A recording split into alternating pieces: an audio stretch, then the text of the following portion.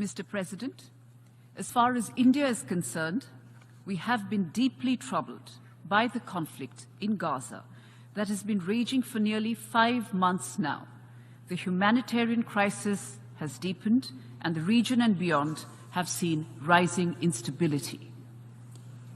India's position on the conflict has been clear and has been stated on several occasions by our leadership.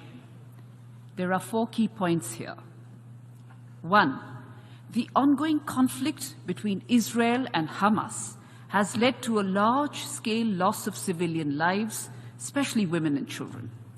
As I've mentioned before, this has also resulted in an alarming humanitarian crisis.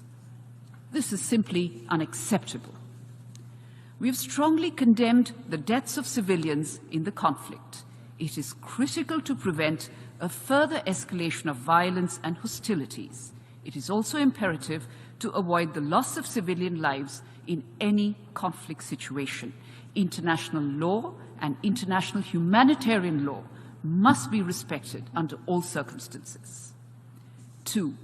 We are cognizant of the fact that the immediate trigger of the conflict were the terror attacks in Israel on 7th October, which were shocking and deserve our unequivocal condemnation.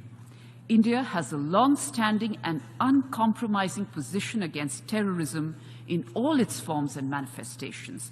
There can be no justification for terrorism and hostage-taking. As such, we demand the immediate and unconditional release of all hostages. 3. It is imperative that humanitarian aid to the people of Gaza be scaled up immediately in order to avert a further deterioration in the situation. We urge all parties to come together in this endeavor. We welcome the efforts of the UN and the international community in this regard. India has provided humanitarian aid to the people of Palestine and will continue to do so. 4. As my leadership has repeatedly emphasized, only a two-state solution achieved through direct and meaningful negotiations between both sides on final status issues will deliver an enduring peace.